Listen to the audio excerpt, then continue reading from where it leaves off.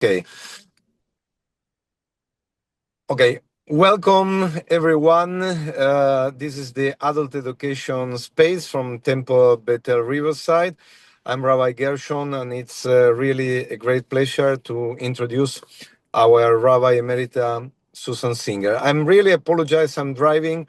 I have a delay from my flight. I come in directly from Brazil, and we planned this speech a long time ago because I'm thinking that it's very important to listen our Rabbi Emerita Susan Singer about her experience in the West Bank.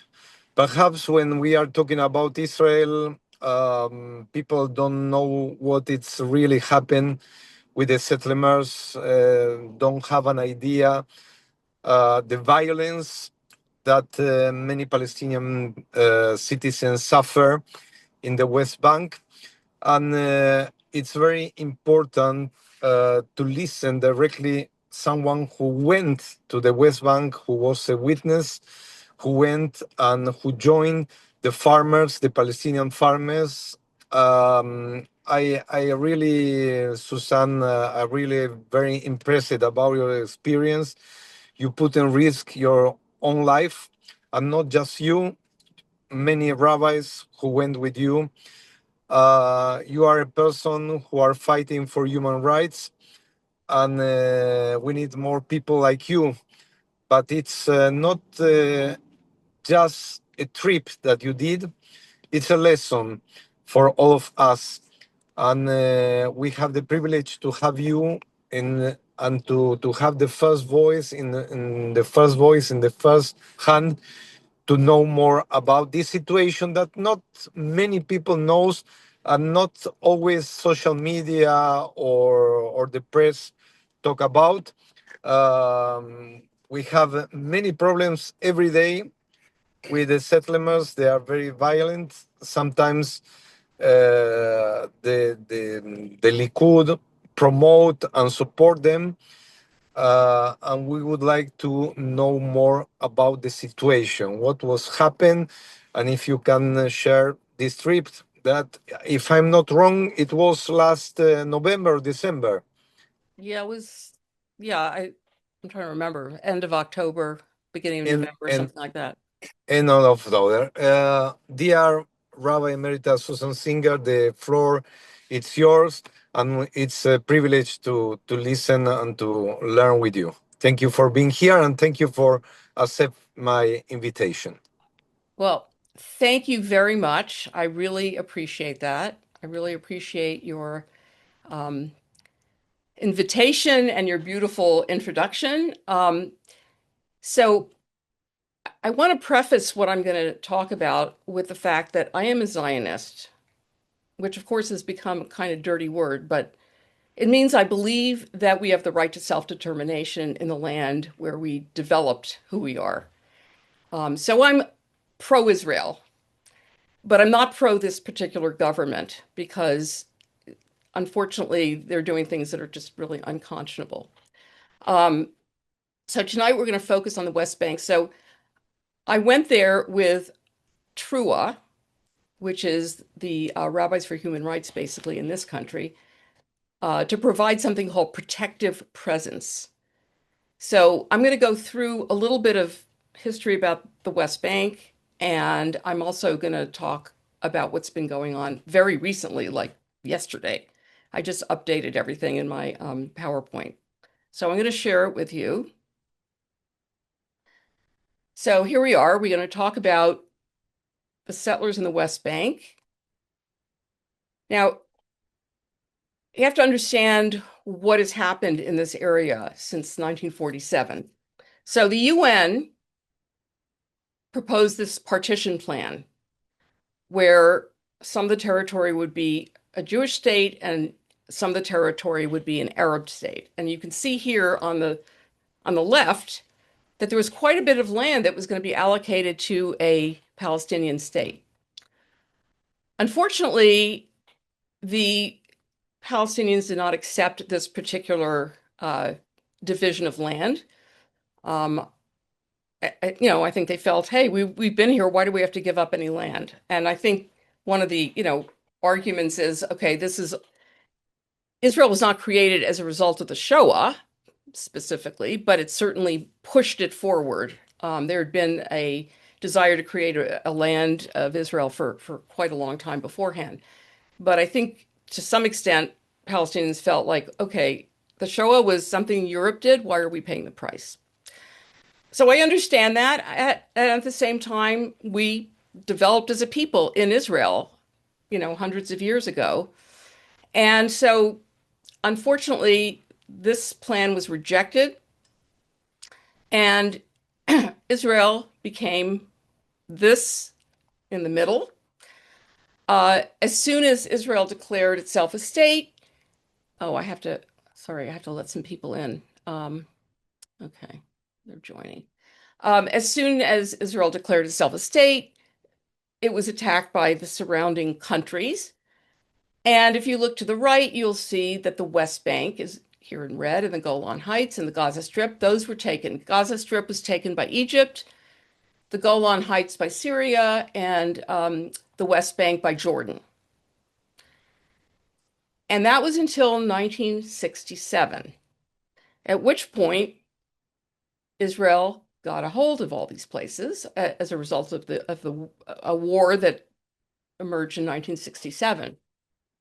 So Israel's basically been, now the Golan Heights was annexed to the country, but the Gaza Strip and the West Bank were not annexed. And Israel basically has occupied this land militarily. So it started a long time ago that there were settlements that were built in the West Bank. You can see here how many settlements there are, right?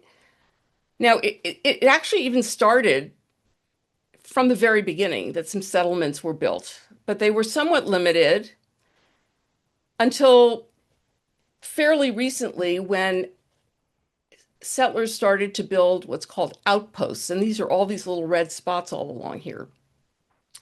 So an outpost is basically an illegal settlement, both according to international law and according to Israeli law. And an outpost could be just, a little caravan stuck somewhere, and, it's declared as this is going to be, Israeli property. Some of these outposts have been legalized, and especially with the current government. So what is this whole business about the olive harvest? So the olive harvest is a really important part of Palestinian life. As it says here, it's connected to the land, to national identity. It's an economic as well as a cultural backbone for the for Palestinians. So I want to get rid of this thing here. Okay.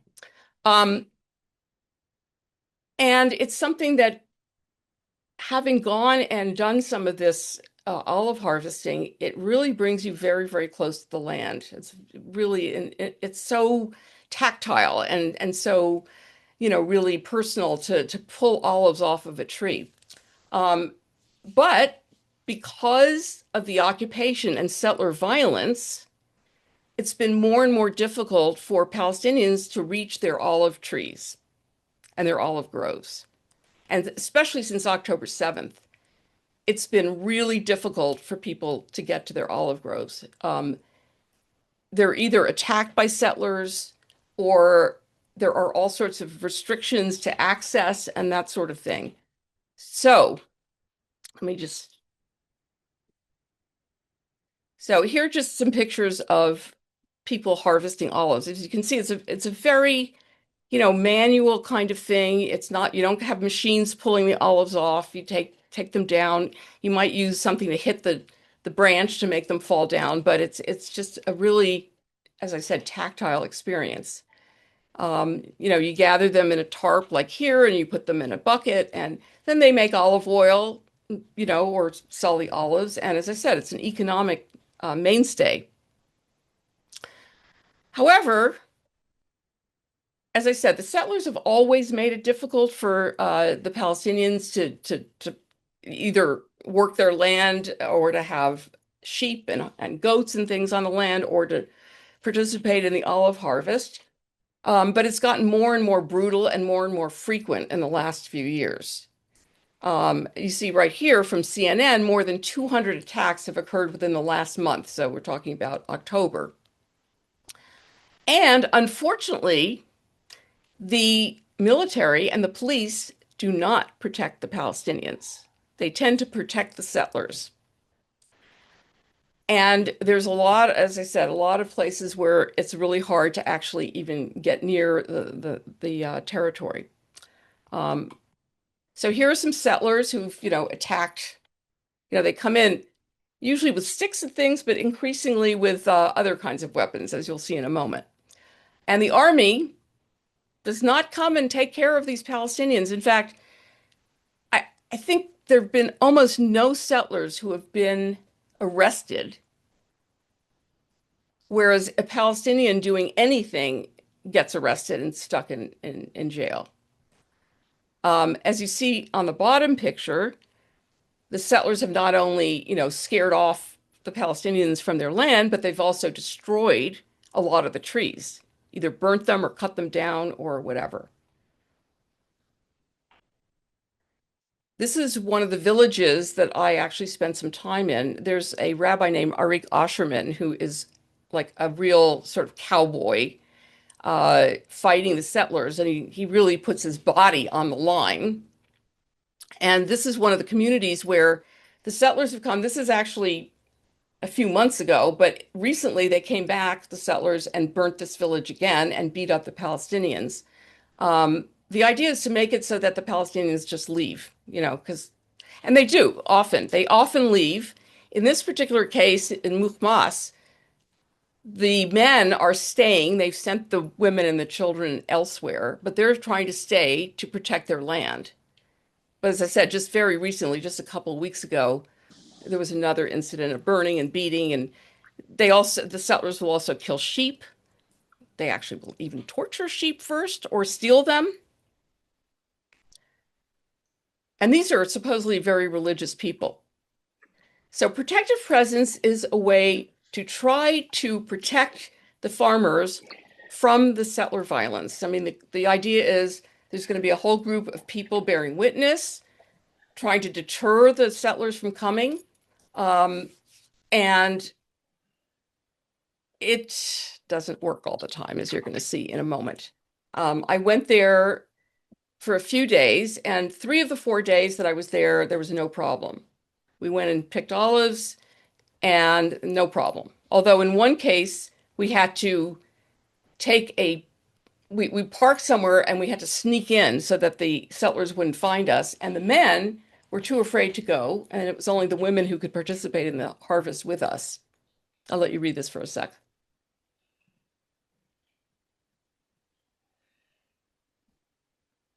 By the way, 2 weeks before we got there, why did I go backwards? I don't know. All right, I'm going to just stop sharing for just 1 second.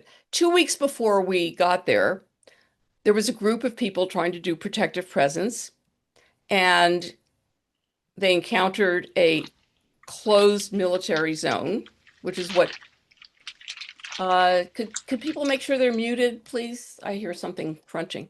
Thanks. So I'm going to mute everybody. How's that? That's better.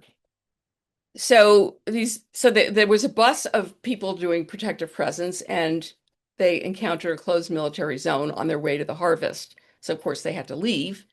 And then they took a different route, and it turns out that they were in another closed military zone that they were not aware of. So they were all detained, and there were 2 American women, one 18 and one middle-aged, who were arrested for doing this, deported, and are now not able to go back to Israel for 10 years. And these are people who are very pro-Israel, right? But they were trying to help the Palestinians. And so, I mean, they're appealing the decision, but I don't know what's going to happen. So here we are. I'm in the tree on the right, thankfully covered by some leaves, so you can't see how weird I look. But anyway, so on the left, Jill Jacobs has her back to us. On the left, she is the director of TRUA, which is the Rabbinic Call for Human Rights. And this is us trying, there were about 30 or 40 of us in this particular case. Okay, so the settlers decided that they were going to send a drone to, I don't know exactly why. I'm not sure. I think they were just trying to look at us and maybe take pictures. I have no idea. The drone started dipping down very low and ended up slicing the arm of one of the rabbis who was there. And she actually had to go to the emergency room and get stitches, and then she needed occupational therapy for her arm. After hitting her, the drone fell. And on the left, you see one of two settlers wearing army uniforms pointing M16s at us and coming to retrieve their drone. And one of them shot live ammunition into the air. And I'm going to show you a little video, but I want to make sure I'm sharing the sound before I do that. Yeah, I hadn't done that before. Okay. Okay, so, oops, sorry about that. Here we go.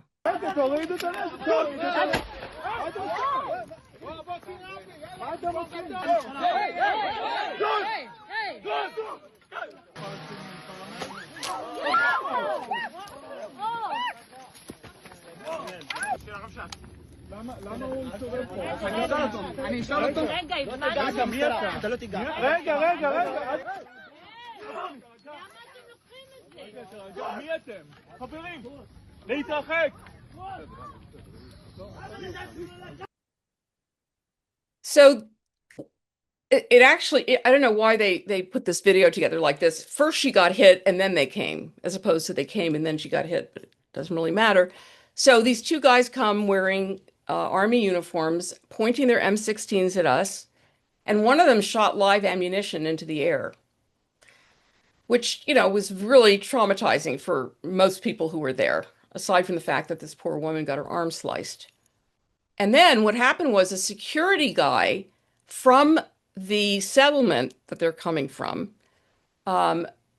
came and announced that we had downed the drone by throwing rocks at it, which of course is not at all what happened. And luckily, there were people who had enough presence of mind to film this, because otherwise they would have believed the settlers. And the army had been there pretty much all along. They were, at one point, there was a vehicle with soldiers in it, and they, of course, do nothing. And supposedly, this guy who shot the live ammunition, supposedly he got suspended from the army or from the reserves. I'm not sure that, it was for a very long time, because they really do not hold these people to account. There has been a real surge in settlement activity and in violence against the Palestinians. And this government authorized 22 settlements in May. That's a huge number, the largest expansion in decades. And of course, what happens when they come to a town, or a village, and they chase away the Palestinians? What are they supposed to do? They move off to another village, and now their flocks don't have enough, grass to graze on, because we're squishing a lot of people together in one area. And a lot of times they don't have access even to their water. Closed military zone will cut them off from the water source that they need. And then they have to go buy water, and they have to buy feed for their animals. And this is all incredibly expensive. And, again, the goal is to make it so unpleasant that they're just going to leave.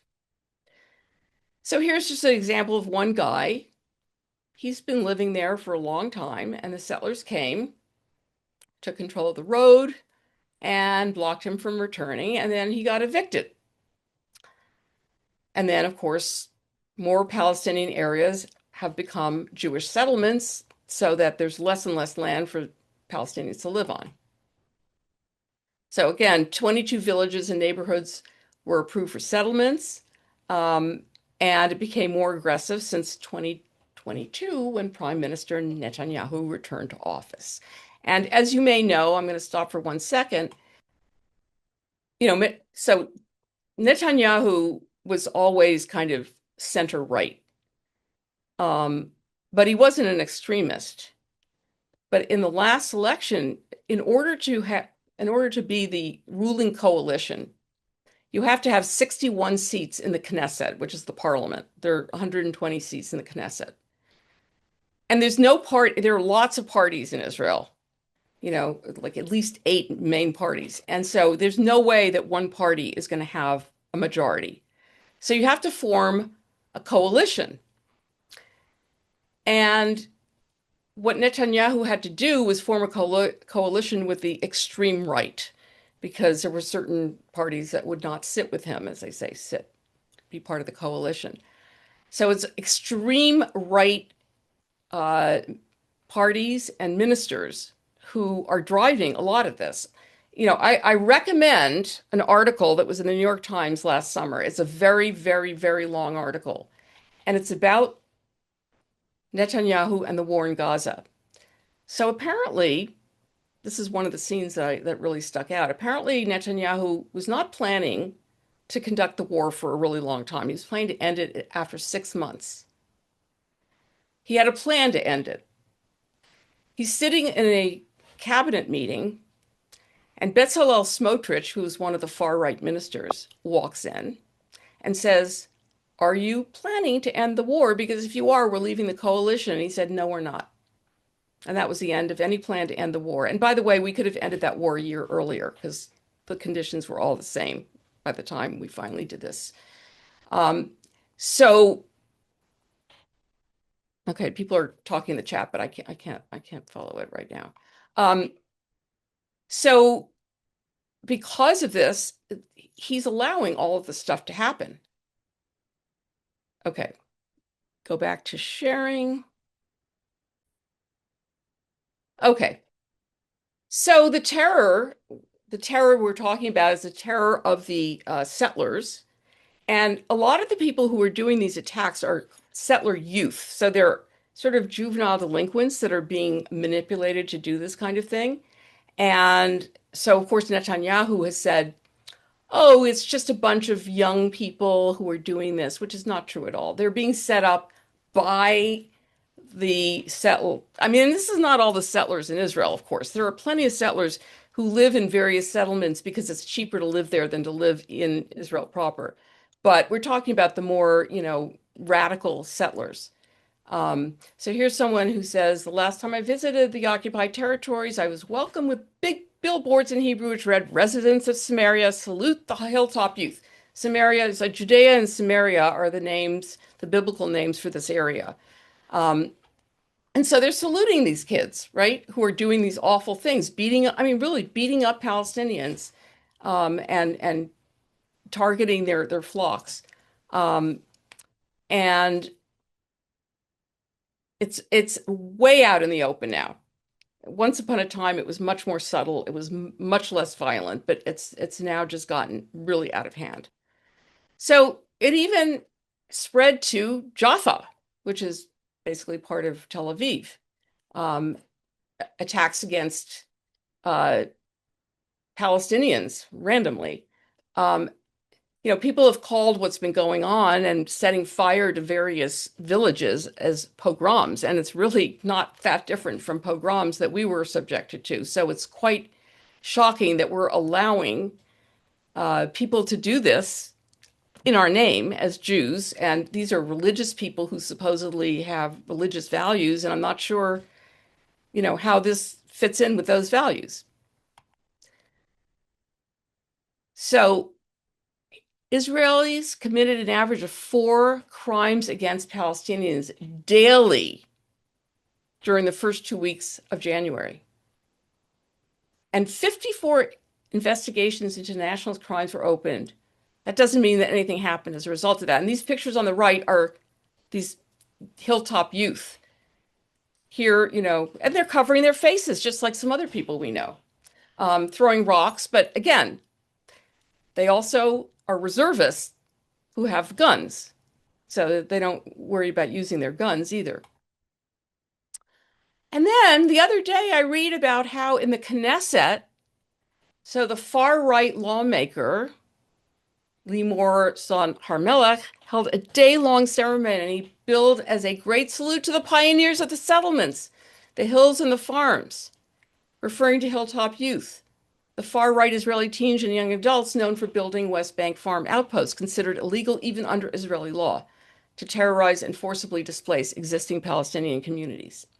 So the Knesset is honoring these people. It's not like they're just turning a blind eye, they're celebrating these people. So other developments other than the olive harvest stuff we talked about and all of that. So there, in the last 3 years, have been 180 new outposts. Again, an outpost is just a little temporary building, you know, someone's staking their claim there, and it's illegal. The government established 68 new settlements, and there are now large areas that have been emptied of Palestinian presence. I think you might call this ethnic cleansing. And there have been all these roadblocks that have been set up so that it makes it very difficult for Palestinians to get from one place to the other. The army. So soldiers have been to Gaza and have gotten used to horrible violence and killing. And so they're more likely to respond with shooting when something goes on, and they become more violent and more aggressive. Also, a lot of the soldiers who are settlers are now posted in the West Bank. So they're the ones who, who are supposed to keep the peace and protect the Palestinians, but they're the ones from the same communities that are beating up on the Palestinians. And the police really never do anything. I've been there, like with Arik Asherman, where he's called the police and it takes forever for them to come and they don't do anything. They can never find the perpetrators for some reason. The court. So the Supreme Court has been the sort of final place one can go to for some kind of justice. But it's not the same court that it used to be. And they're a little nervous about, well, if we take a stand to protect Palestinians, that's not really a popular thing, so maybe better not to make waves. And so there's really nowhere for them to turn to. Then you may have read recently about E1 and Silwan. And this is this is partly the West Bank and partly Jerusalem. So E1, as you see here, is an area that they've decided to turn into a settlement. And the problem with that is that the center of the West Bank and where activities occur is right there, which means this is cutting it into half. As it is, if you want to go, let's say, from Ramallah to Jericho, or you want to go from Jericho to Bethlehem, you can't go directly because every area that's a Palestinian area is surrounded by what's called Area C, which is under complete Israeli control. And you have to go through checkpoints to get from one Palestinian town to another. And now there's going to be this horrible settlement that's just taking up this whole section of the West Bank. And on top of that, they're going to build a road here where when the Palestinian side of the road is going to have a wall. And so they're not going to be able to even get to Jerusalem as they try to go from here to some other part of the West Bank. A little more detail here. It cuts deep into the West Bank, dividing it into two sections. And of course, with that kind of thing, how do you have an actual contiguous Palestinian state? We're talking about a two-state solution. How is that ever going to happen? And as it says here, E1 is part of an Israeli plan to cement control over occupied Palestinian East Jerusalem by cutting it off from the West Bank. As I said, the road is going to go there, and there's no way to get to Jerusalem from there. You'd have to go completely all the way around, which is not very convenient. And according to Amnesty International, the E1 area currently provides a vital passage between the northern and southern West Bank. Should Israeli construction take place, which it is, a continuous Israeli settler presence will be established from occupied East Jerusalem to the Jordan Valley, effectively cutting the West Bank in half and severing East Jerusalem from the remainder of the occupied West Bank. East Jerusalem is supposed to eventually be the capital of a Palestinian state, and having it cut off from the rest of the West Bank makes it pretty difficult for that to ever happen. Then there's Silwan. Okay, so this is a neighborhood in East Jerusalem. In fact, many years ago, we took a trip, the Temple Bethel took a trip to Israel, and we actually went to Silwan. Since then, all of these houses that belong to Palestinians have been taken over by settlers. The Palestinians have gone to the Supreme Court, and pretty much in every case, the Supreme Court has said, no, you're not owners, you're getting kicked out. So here we are, 22 families have already been evicted from their homes. And then eviction looms for 32 households in East Jerusalem because the Supreme Court said, no, we're not supporting your position.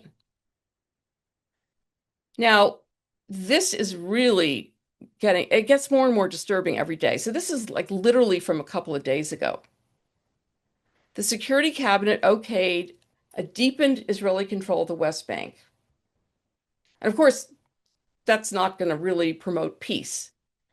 So Defense Minister Israel Katz and Finance Minister Bezalel Smotrich announced a series of Security Cabinet decisions to dramatically change land registration and property acquisition procedures in the West Bank.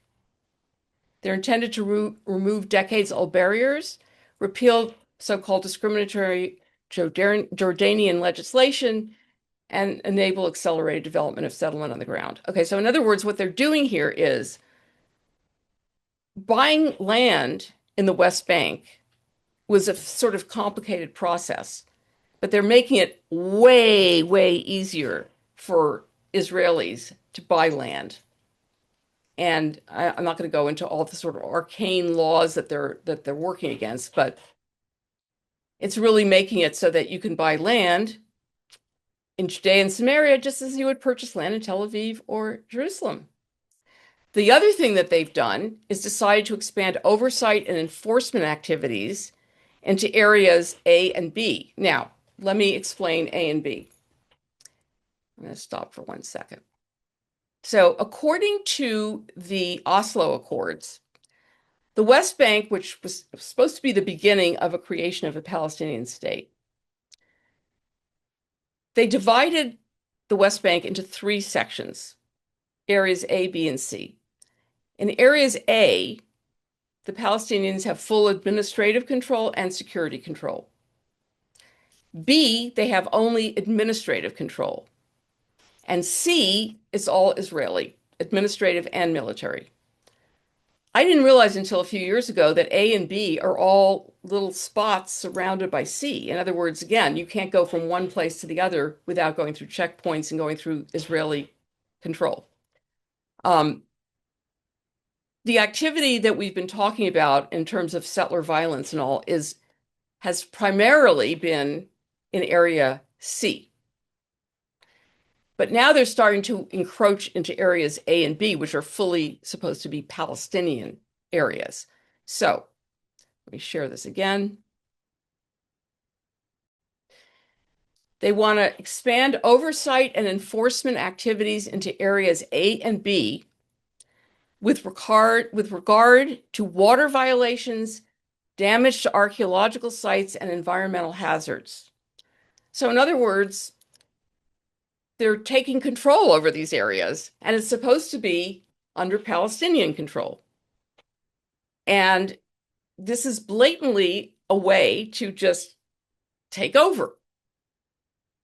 Again, what Smotrich actually blatantly said is this is a way to prevent the creation of a Palestinian state.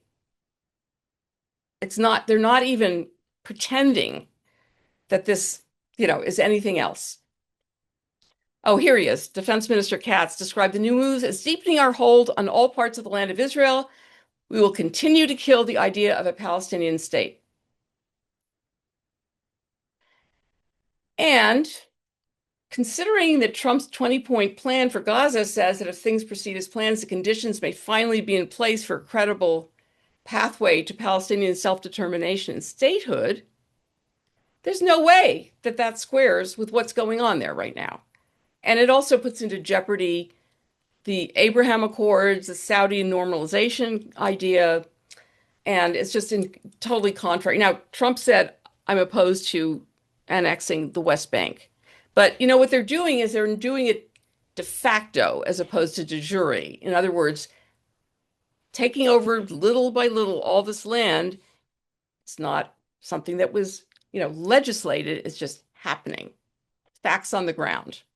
So, as I said, I don't want to leave you with depression. So, what can we do? First of all, the reform movement has made a very strong statement about this. As I say, amidst a sharp increase in settler violence, it's past time for decisive public and consistent action from the Israeli government to ending these attacks. We join our Israeli reform movement and the Council of Reform Rabbis in Israel in expressing deep shock and concern over the violent attack on the Rabbis for Human Rights delegation, which is the one I was on, because the Rabbis for Human Rights in Israel were the ones who organized our trip. And the group includes activists and religious and spiritual leaders from Israel and the US who came to assist Palestinians with the olive harvest. Palestinian families and communities must be protected, and the perpetrators of settler violence must be held accountable through prompt investigations, timely prosecutions, and appropriate judgments. Gilad Kariv, who's here in this picture, is a rabbi, a reform rabbi, and he's a member of the Knesset. And he's been very vocal about this. We will not be silent in the face of this outrage and will continue to speak out for the Jewish and democratic values upon which the relationship between Israel and the Jewish world is based. So the statement of the reform movement that we're calling on the US and other friends to urge Israel to act decisively. And there is a piece of legislation that Representative Jerry Nadler introduced with the support of 100 House co-sponsors that would impose sanctions. Now, under President Biden, there were sanctions against these settlers. President Trump removed all those sanctions.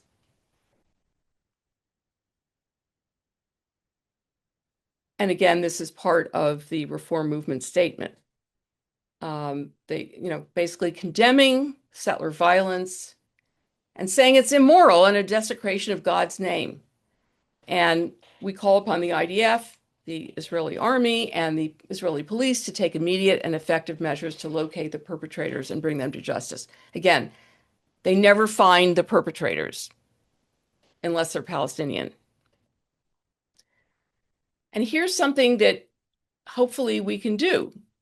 At least support the organizations that are fighting for this. So it's Rabbis for Human Rights in Israel, Trua, which is here in the States, the New Jewish Narrative, Standing Together, Peace Now, B'Tselem, Torah Tzedek. What I will do is if anyone is interested, I will make a PDF of my slide presentation, and you will have all these names if that's of interest to you. Thank you. Okay. Again, I'm sorry. Thank you very much, Rabbi Singer. I would like to open the floor for questions. I'm sure that our members and friends have many questions. I would like to invite Jason. I saw Jason before. If you can administrate the questions and the order of the participation. And I would like to ask perhaps the first question, if you felt fear when you visited the web. You know what? There's something, I'm weird in a certain way. Like, I can worry about all kinds of things, but when things happen, I get very calm. So I was actually not upset. I mean, I was not happy about what happened, but it didn't traumatize me. And I went the next day to do more olive harvesting. So, but there were a lot of people who were very, very, very upset by what happened. Melissa, do you want to? You're muted. I am muted. Thank you. So I'm happy to start. So I often joke that we've all known where the 1967 borders are since 1967. In other words, for 50 or more years, Israel has been and continues to encroach. And whether or not it's Netanyahu or a different administration in Israel having watched this, the land takeover, the dividing of the West Bank, etc., just marches on. And I think it's wonderful rabbis go there. I don't think people in Israel care. We continue to send, the United States sends billions of dollars. The Jewish community, I just heard last week in New York that since October 7th, they sent like $500 million. I'm like, maybe give a little to Temple Bethel. That was like my reaction to this. But here's the challenge. We are told by many people, and this is my question, that if you're a Zionist and if Israel is important, then basically, we cannot be critical of what's happening. And I have a lot of struggle with that whole situation because I've found it deplorable for a long time. And yet, what does one do? And to be honest, Rabbi Singer, do you honestly think we're ever going to have two states? I don't believe it. And therefore, maybe we ought to be talking about what it looks like to have a state. Well, I mean, what does that mean? Because I think it's so far since Oslo.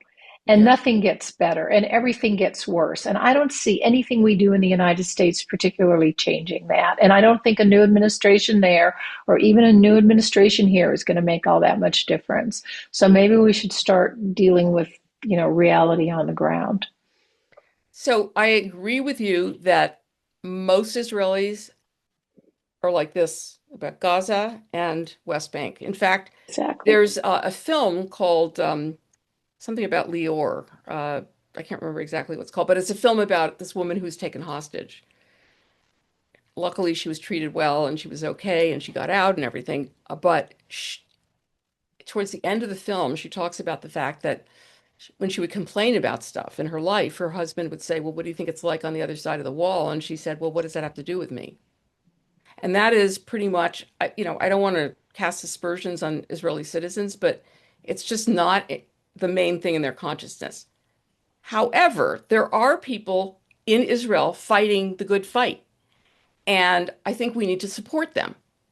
And so, for example, Lior Schlein, who's sort of the Jon Stewart of Israel, I know I have cats going back and forth. Lior Schlein, who is the Jon Stewart of Israel, had a piece the other day where he said, why are the Hollywood people, like actors and directors and whatever, boycotting Israeli film? The film industry here. We're the ones criticizing the government. So why don't people help those people who are trying to make things better? That's a question. As far as a two-state solution, when I showed this up in Oakland, people asked me about that, and I said, I'm hopeful but not optimistic. So hopeful means, hope is a strategy. How do we get to a better place? And we have to have our eye on that. Am I optimistic that that's going to happen? Not really. And unfortunately, what's happening in Israel is that more and more, it's becoming more and more right-wing for a number of reasons. A lot of the people who are the more liberal people are leaving. Mm-hmm. And by 2050, they are projecting that the Haredim, the ultra-Orthodox, will be 25% of the population. And as you know, they don't serve in the army, they don't like to work, whatever. So it's very difficult. Now, the idea of being a Zionist and not criticizing the government, I disagree with that totally. There are organizations that don't criticize Israel, but no, look, we criticize this government in this country. It doesn't mean we aren't patriotic. We want something better for our country. And I'll say the last thing is about the idea of a one state. What makes me nervous about a one state is that Jews haven't fared all that well in countries that were, primarily, majority Muslim, which doesn't mean Muslims are bad. It just, the history hasn't been great. So I am not in favor of a one state, but I don't know what the answer is. So leave it at that. Okay, Felice. Did you unmute? No, now you're mute. There you are. You're okay. Go ahead. No, you're unmuted. Felice said she was having some audio problems. Oh, Maybe we'll go to Roz and then why go back. don't you type in your question and then we'll do that, okay? All right. I'm sorry. You can always email me. Okay, Rosalind. You're muted. There we go. This is really so hard because I pay attention to what's going on in Israel, and it's absolutely no different from here. Yeah, it is. I want to be able to be proud to be American. I want to be able to support Israel. But right now, oh my God, it is so difficult to be in a position to actually say that. I mean, I've only been to Israel once. I loved it. I'd love to go back. I know, granted, it's not a huge community, but there's a decent sized community of Sabra in Ann Arbor, Michigan. They work for the university. And Amy and Jeff are friends with some of them. So when we're there in the summer, I've socialized with a few of them. For a while there, and it's unfortunately died, the Israeli public was holding rallies every single Sunday. I guess they've gotten to the point where they're tired. That doesn't mean they don't care. But nothing changes when the military backs the government. And granted, changing the government isn't going to be a miracle. Melissa, the rallies were taking place. Let me see. Let me. The rallies were in 2023. Yeah. Before October 7th, and they were primarily about the judicial coup, which they have resumed. Right. It was not about the West Bank. It's not about the West Bank. It was not about the West Bank, but it was about the way the government was operating, which is still what the issue is. Right. The way the government is operating. Netanyahu, like Trump, doesn't want to go to jail. Exactly. So he wants to hold on to power. He's the only one who can call elections before the scheduled elections. He isn't going to do that. Right. It's not going to happen. I don't want to cut you off, but I want to give other people an opportunity also. Okay. Do you have a question? When are the next scheduled elections? October. This October? Yes.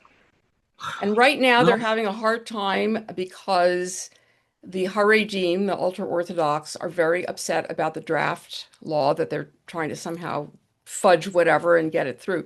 And and so I don't know what they may have to call earlier elections, but October is when it's supposed to happen. October. Well, okay, let's keep our fingers crossed and do what we can to get the word to these people that we're behind them. Right. Okay. Yeah, absolutely. And if Netanyahu wins again, then I lose a lot of hope if that happens again. They think Bennett might have a good chance. Now he's pretty conservative, but he's, at least I think has the country's best interest in mind. So, okay. Well, thank you. Okay, Oscar. Oh, I see. Hi, is that Karen? Okay. I guess people have to learn how to mute and unmute.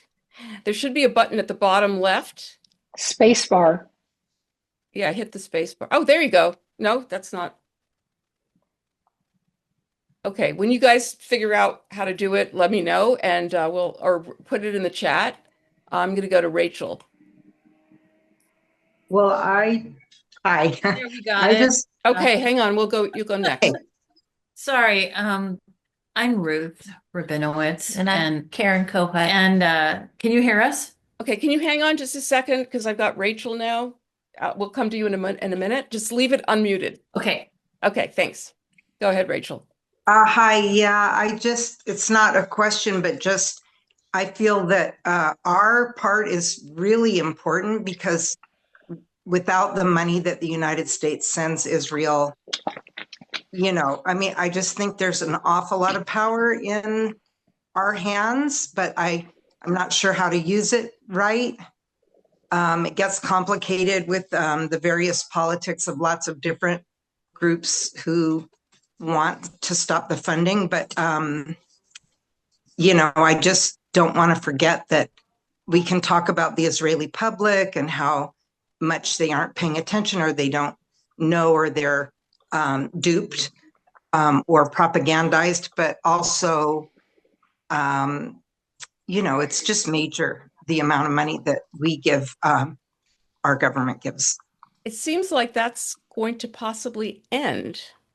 There's been talk about ending the MOU between Israel and the US. I guess Really? it depends. Yeah. Now, by the way, the money we give, this is not to justify it one way or the other, but it's money that's used to buy American weapons. It's not just money, right? But yeah, I don't know what's going to happen, but there's been talk about, well, time for Israel to be on its own. So I'm not sure what's going to happen with that. But I think, again, supporting the organizations that are really trying to do the right thing, I think is really important. If you can, either financially or aside from financially, I guess you can go over there and be part of protective presence. But I know a lot of people don't want to do that kind of work because it's potentially dangerous. Okay, thank you. And now we'll go back to Karen and Ruth. Ruth. It's like on topic and a little bit of a segue too. So my family, their land was taken during the Russian pogrom. And first they came on horses. This is what I've been hearing from my cousin, that she heard from our great grandmother that escaped and went to Ellis Island. So they came on horses, they fought them off, and they came a second time and they killed my great grandparents. And so I have this story of sort of stolen land. Someone's not muted out there. Anyway, so then now I've just inherited farmland in Iowa, and I'm reflecting on my own situation where I felt called to leave Santa Cruz, where I've had a home for 40 years, where I still live, and build a home on the farm in Iowa, specifically to sort of protect the land. Because what I was noticing on every single parcel, there were missing fences. There were 18 acres here. There was an acre there. People were encroaching. They were starting to farm it. There was all kinds of, when you're a long distance landowner, it's a very treacherous place to be. The cat's away, the mice will play. So I'm just really seeing my own situation, and I feel really like I am on the right track, right? To be out there on the land. Okay. And not looking at it from a distance. So I just wanted to say a few things about historical and current day.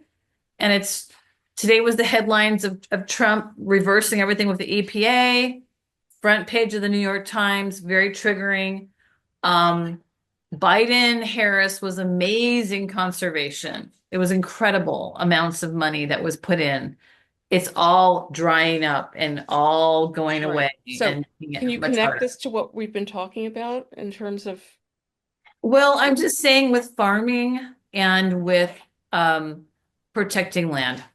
Well, actually, Can you mute again? if people, if Palestinians are not like right there, a lot of times they'll declare the land as being abandoned and take it over for that, for that reason. So, yes, you have to protect your land, and you're discovering that in your own situation. Somebody just wrote, I hope you get to attend a Mescawi powwow while you're in Iowa. Prairie Awakening has an amazing storyteller. Okay, there you go. Well, good luck. I hope listen, Broken Fences, that's another community that I visited when I was just there a couple of months ago, where they put up fences, the settlers, destroy them. They put them back up, they destroy them. So they've given up on even putting fences up. So, well, good luck. Okay, now, Christine. Like Tresta always does. I would like to ask if you could post links to progressive organizations like the ones that was you one of use. my slides, which I will Okay. I will send out. I will send out my PowerPoint and ask Rabbi Gershon or Marcel to send that out to all of you. While I share some of the despair that I hear going around, to me, I keep coming back to Albert Camus, who I sort of like, even though he's dead. And you can like a dead person. Everybody loves dead Jews. Remember that? Yeah, right. Well, he was a Catholic, but oh well. And they love dead Catholics too. But in La Peste, he basically says, I had to work not because it was effective, but because it was the right thing to do. Exactly. And that's where I am around Absolutely. this. Yes, we continue to send money not to Israel. We target groups that are doing something. Absolutely. And we don't send it just into the maw of a regime. That's crazy. Right. But to me, I have to do it, because if I were there, I would be involved. And so I'm not there, but that's no excuse. No, I completely agree with you. And that's why I said I'm hopeful, but not optimistic, in the sense that hopeful means I want things to be better. And I can't just sit around going, well, there's no point. Because then, what's the point then, of like even waking up in the morning? So we have to try. Things is that we can support some of I've made a habit over the last 20 some years of cultivating friendships with the artistic critics in Israel, Palestinian and Jewish. And the critical art community is one of the areas where there is collaboration and where there is a common goal that is against hatred, and that is not sort of rah capitalism will set us free either. So no resort in Gaza, thank you. No, there are groups that are Palestinians and Israeli Jews working together for a better future.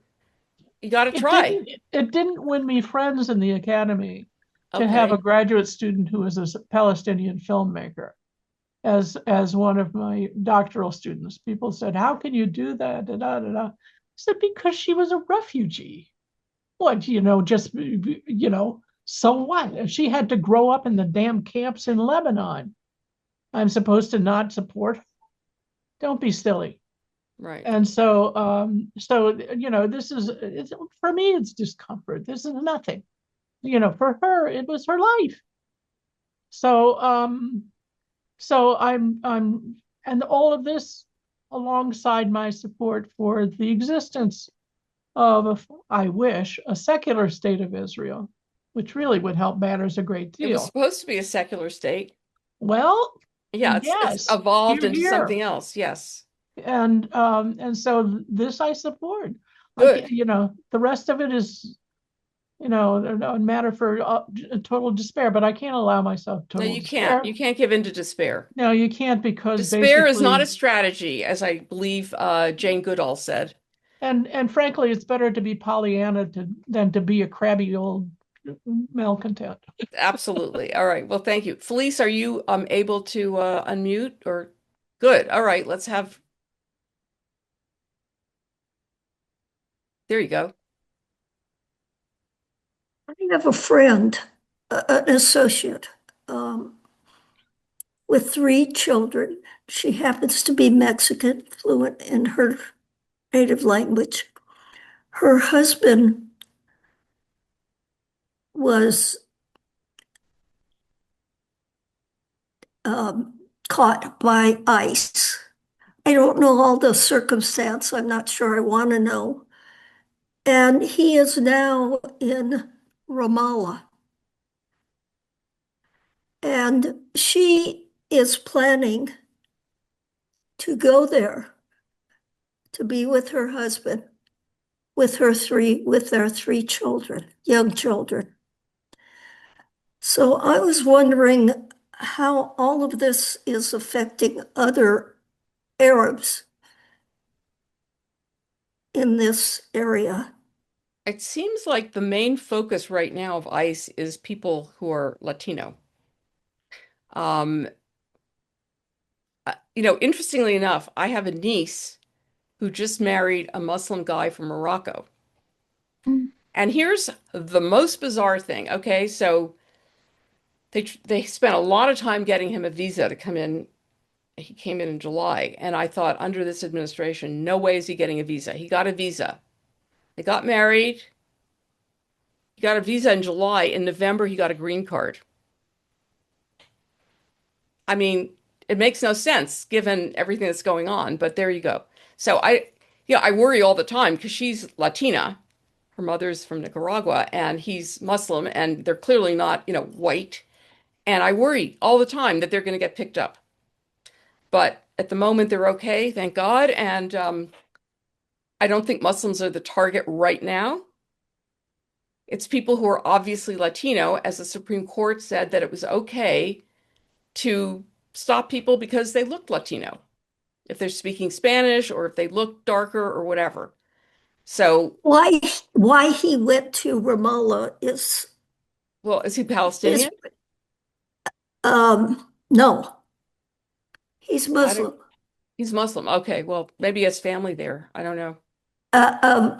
My concern is also, and due respect, I lost some communication when my sound went off. Is there any resistance that is formulating in the Arab blocs, such as in Ramallah, that we know of? I think the West Bank is going to explode at some point. I mean, how long do you put up with this before you say, hey? I would think so. Yeah. But do we know of resistance that has formed amongst the Arabs? How are they retaliating? Are they involved in the other Arabs in that region? How are they helping their I don't know that Muslims? Arab countries. Yeah, I don't know that Arab countries are helping the Palestinians particularly, but I don't know specifically. I do know that there are organizations trying to fight all this, but I can't give you details about what's going on. But I'm just saying it's an explosive situation, right? Okay, thank you. Okay, Avi and Paul. Yeah, gotcha.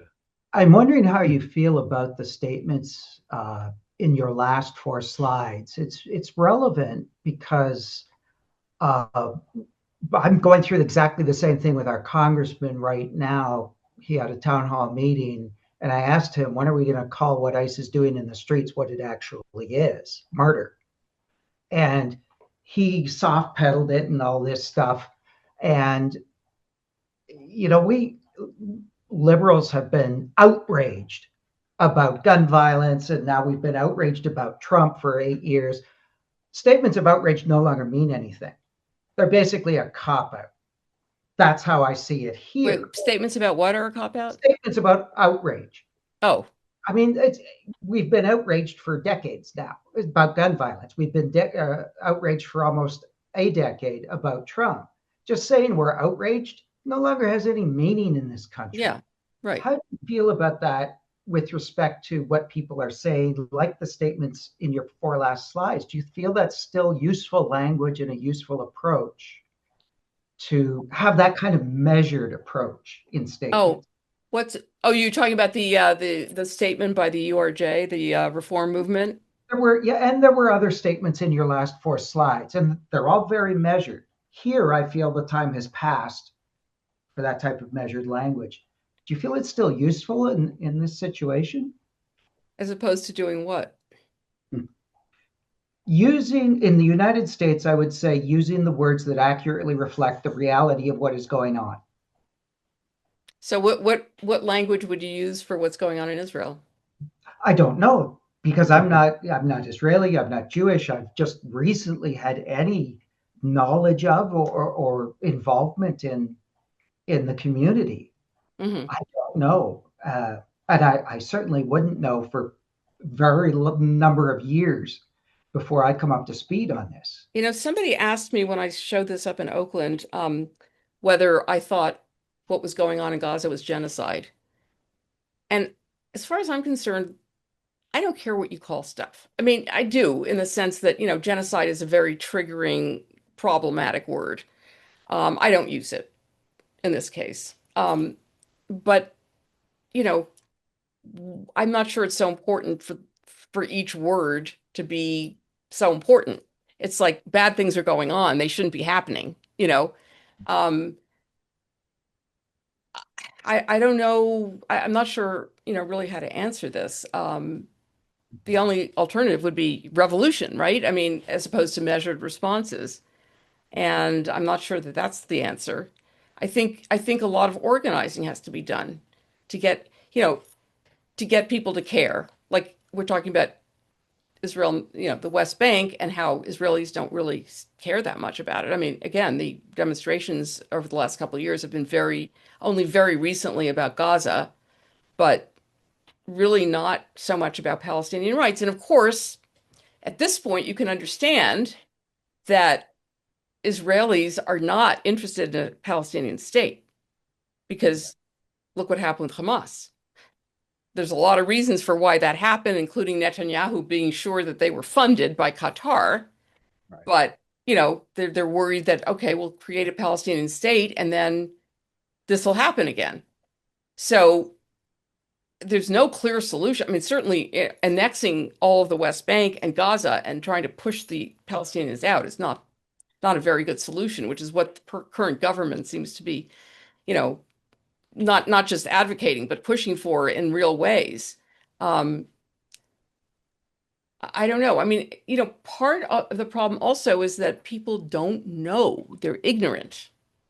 I'm not sure right now that if you said to Israelis, look what's going on in the West Bank, isn't it awful? And I'm not sure how much they would care at this particular juncture, unfortunately. I don't know. I think that is a good answer because what I hear you saying is kind of no for this point in time. Let's not escalate. Well, yeah, I hope we don't escalate, but it's going to escalate. Yeah, it's going to. There's no way it can't. No, that is the other thing that I didn't talk about, which is not the topic for tonight, is that the Israeli Arab community right now is suffering from incredible crime, a lot of organized crime, and a lot of Palestinians are being killed. And this is within the country of Israel. We're not talking about the West Bank or Gaza. And one of the big reasons for that is that the police don't care. Let them kill each other. Because the guy who's in charge of the police is Ben-Gvir, who's another right-wing nut.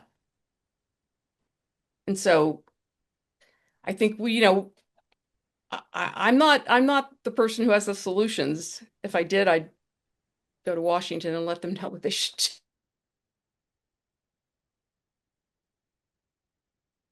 So, I'm sorry, I got it muted for.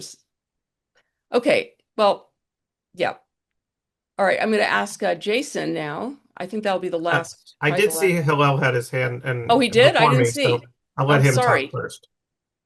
Hello, Oh, where are you? I yeah, have to I'm find you. I'm right here. And I've been just wanting to make a couple comments. First of all, we are all indebted to you, Rabbi Singer, for having put your life on the line. And it's not to be taken lightly. And to be right in the midst of where they're, using rifles, whether it's the settlers or the Israeli IDF or whatever it is, you put yourself on the line, and there's no way that we can properly acknowledge that.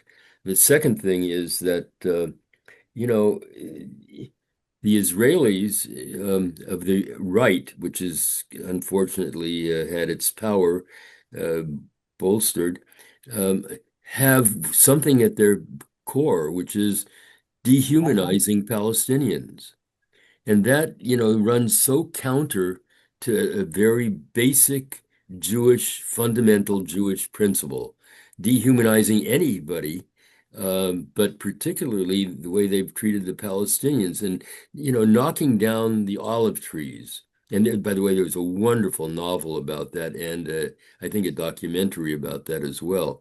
Uh, just that's dehumanizing the land as well. And these people have a right to have their homes and their farms, their orchards, protected.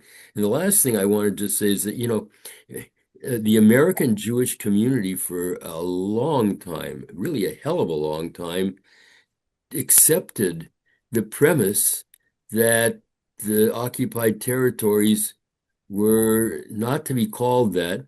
And one of our major Jewish organizations, and I'm not going to mention it, when they published maps of Israel in the 1970s and 1980s, you look at the map and it identifies Judea and Samaria when these were no longer what they were called. These were occupied territories, and they've been occupied since 1967. And there's just got to be an end to that. Unfortunately, maybe with the Gaza um, ceasefire and things might change a little bit, but protecting the Palestinians and you and I have a close relationship and a fond relationship with Arik Asherman. What he has done and put his life on the line is just amazing. That he survived this and not only the physical assault, but taking him to trial. I mean, how many times has he gone to court? Uh, and I think Israelis have been overly consumed with other things. I'm talking now about center and left-wing Israelis with the corruption in the government, with a lot of other things, and have been somewhat ignoring the situation on the West Bank. One of the things we need to constantly emphasize is to continue calling it the West Bank, not Judea and Samaria. That's using biblical language to determine modern political boundaries. That's absolute nonsense. Absolutely. You know. Well, So thank you anyhow, for but I thank you. just want to commend you Thank you. for having done this, and be careful. Thank you very much. Okay, Jason, last. Yeah, I just was curious. I've heard sort of rumors that the settlement process is beginning in Gaza as well, and I'm wondering if that is something that and are they doing it the same way? And is it early enough that we can at least stop that? Well, there has been a lot of talk about settling Gaza, and there have been people who have money that's, pinpointed at that project. I don't know that anything's actually started at this point, given the state of the place. But frankly, the administration that has been imposed on Gaza, at least in the part that the IDF controls, I don't think Palestinians are too happy about it. It's sort of colonization, right? Because it's an American-led effort. And there are Palestinian Authority, previously employed by the Palestinian Authority, so-called technocrats who are involved, but it's not an organic thing that comes up from the people. So that's definitely a problem. But I don't think they haven't started. It's not like they're people with sheep and goats and, olive trees in Gaza, right? It's completely rubble at this point. So But their plans, Smotrich really wants to, do that. So how do we stop it? Ask President Trump. Right? My dear Rabbi Singer, we are arriving to the last minutes, and perhaps we have space for one more question. But I would like to thank you because it's so difficult to understand what happened nowadays in the Middle East. We are looking the news, we are watching the news. It's so difficult to understand what's going on.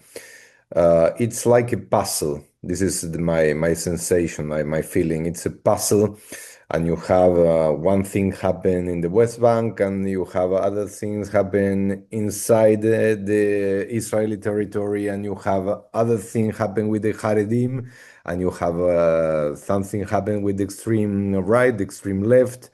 The Orthodox, it's an issue. We are talking about the Palestinian, we are talking about the settlers. It's really a puzzle. We are talking about the United States, we are talking about Qatar. Each piece it's very important, and I'm thinking that there's something that we need to work together. It's for peace. It's not important if you are in the left, in the right, in the center. If you are Palestinian, if you are Israeli, if you are American, we need to be together and join energy to fight for peace. And I always repeat this. There are many people who make jokes about Middle East, and one of them said that we are talking about that Israel is the unique country, the unique democracy in the Middle East, but we have the same prime minister for the last 20 years. There are many things that we need to change, and it's difficult. Nowadays, Iran, it's not in the border, but it's part of this puzzle, and it's part of the influence what happened here and there. I'm thinking that many things will change. Others will be impossible. It's I don't know if it's possible to change the hate of the population, because you can put in the map a solution, but what the people are feeling, it's very difficult to change, and it will take more than one generation. And I don't know if we are going to be witness for this change, because you can color the map and say this and that, but the feelings are very difficult to change. How do you think? Let's see the human side of this conflict. Do you think, because you are talking about settlers, do you think that you can change the mind of these people who hate so strong? I don't think so. 40% of the US supports Trump despite all the awful things that have happened. So I think there are people who are very entrenched in a particular perspective, and then they can use religion as a good justification. The Bible says, this is our land. What are these other people doing here? And when the Canaanites were there, we got rid of them, so we should get rid of the Palestinians. I mean, that's kind of the attitude. Not of everybody, obviously, just the most extreme people. There are people who want to live together in peace. There are not enough of them, though. And unfortunately, the more there's this kind of conflict, the more hatred, the more anger. And then, as you said, it's really hard to get past that. It's going to take a very, very long time if it ever comes, but we can't give up hope. Okay. Any other question? Last question? Some of you who have a question? If not, I would like to listen from you, Rabbi Singer. Once again, thank you very much for attending my invitation. Last sentence, your conclusion about your visit. Do you have an idea to return to the West Bank or not? Yes. I'm supposed to go to Israel this summer to study at Hartman, which I hope you'll come as well. And I plan to go and spend some time doing what I was doing, you know. Hopefully I'll make it back. But I don't want to let these people intimidate me. Thank you very much, Rabbi Singer. Thank you for sharing your experience. And you are really an example for all of us and inspiration. Thank you very much for attending the adult education, and we are going to continue to talk about this topic. I'm thinking that it's very important, and we are going to invite perhaps some Palestinian, yes, to listen the other side. It's important to listen the other side. Do you know that I'm very active in interfaith? I'm nowadays I'm in dialogue with a colleague from Iran, from Tehran, to know what's going on there. It's really very hard what's going on there, but we need to continue to work and to see the different parts of this puzzle of Middle East. Once again, thank you very, very, very much, and I'm sure that Rabbi Singer in private can answer other questions if you still have questions. And I would like to invite every one of you tomorrow to attend the Shabbat service at 7 p.m. Saturday morning, TNT, Torah Tfilah, 10 a.m., and many other activities that are coming soon. Thank you very much, Thank Robert. you. Thank you all for coming. And yes, I'm happy if you want to email me and ask me any questions. I'll try to answer. Good evening. Thank you very much. Bye-bye. Ciao.